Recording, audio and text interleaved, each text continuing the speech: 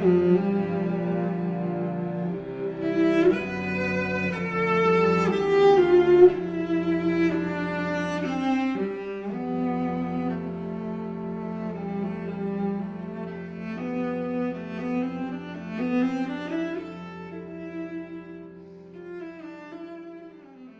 name is Kathleen Purdy. I have worked as a teacher, a dancer, a parent, and for most of my adult life I've been involved in the arts one way or another. My son Brendan is severely developmentally delayed. He is in a grade 6 classroom at our local public school.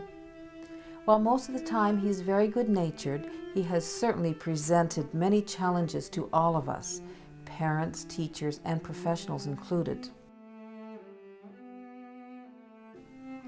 Brendan always takes longer to do things that most kids take for granted.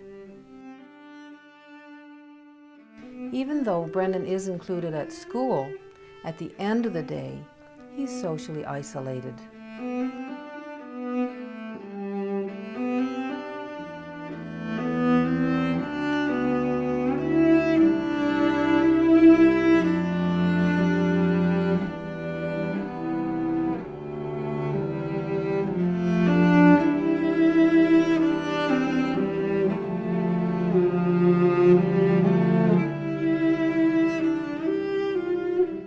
Brendan has always loved drawing and painting, music, songs, books, and stories.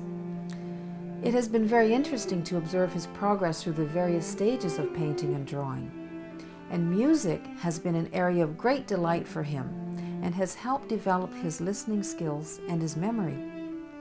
So I wanted to find out more about arts-based teaching strategies.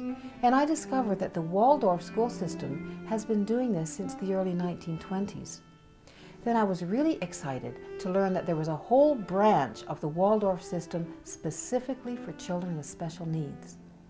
Their curriculum included art therapy, music therapy, dance therapy, speech therapy, and eurythmy, which is a therapeutic form of movement using poetry, speech, music, rhythm games as a way of enlivening the whole person. I realized that many other families in our community could benefit from these strategies. So I decided to invite a teacher to come here and share these methods with our community.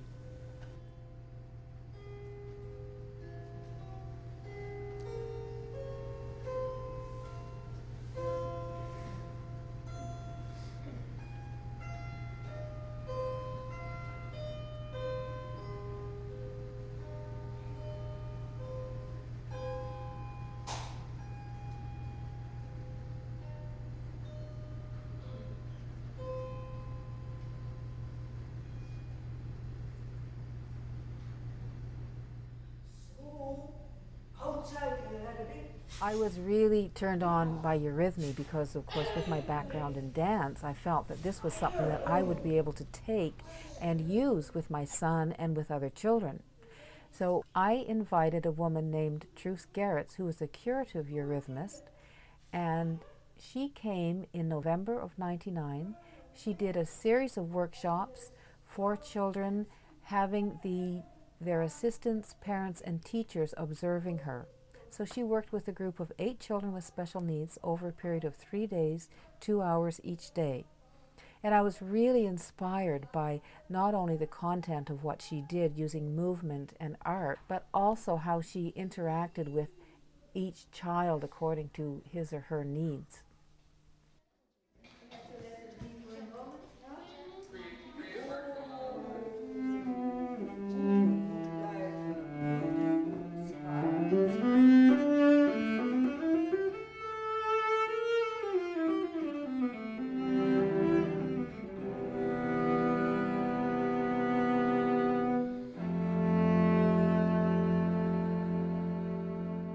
I decided that I wanted to set up a program for children that would integrate movement, storytelling, drama, music, and art. But I knew that I couldn't do this all by myself. I needed collaborators, and I was so fortunate at that time to have met Hilary Thompson, who was a professor at Acadia teaching children's literature and theater. And I also, at the same time, met Melody McGraw, who is a music teacher who has worked with children with special needs, especially children with autism. As we were planning, we recognized the importance of choosing a story upon which we could pin activities that would further the cognitive development of the children. So basically, for the swimming, I don't know if you want a song or if you just want something like just the crawl.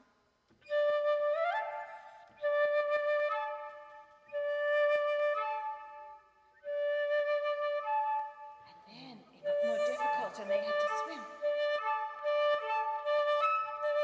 And then for the climb, we can do so. That kind of thing. Oh, lovely.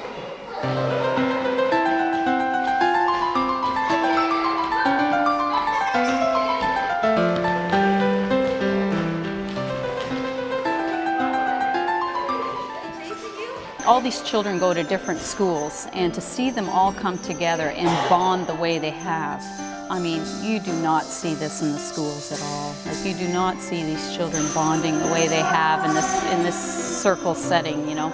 That's one thing that I've seen that's just been incredible.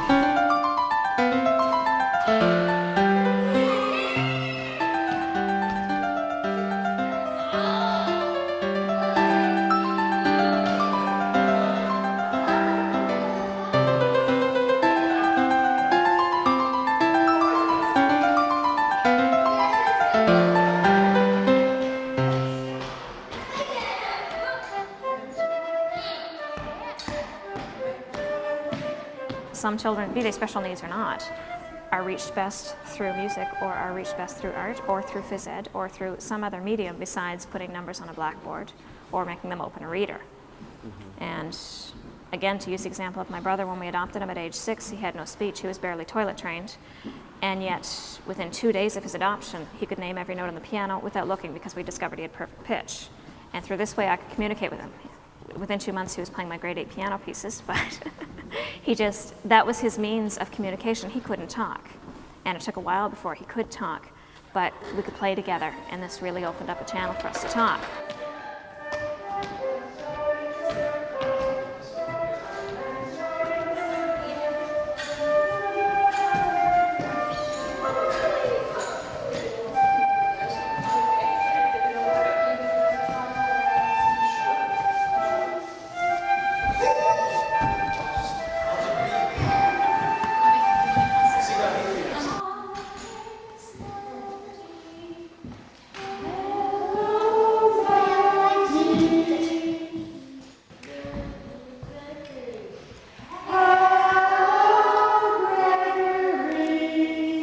I would say that what this creative arts initiative can do is integrate for the child so much of what's going on in their world. And I think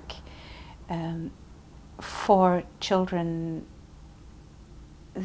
so much of what they're doing is in school is taking it apart, taking their world apart and looking at little disparate parts.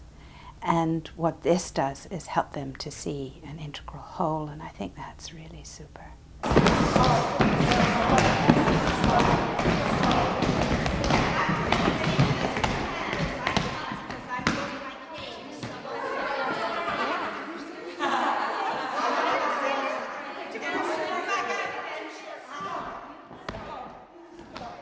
We need a boat to get over this river. So they called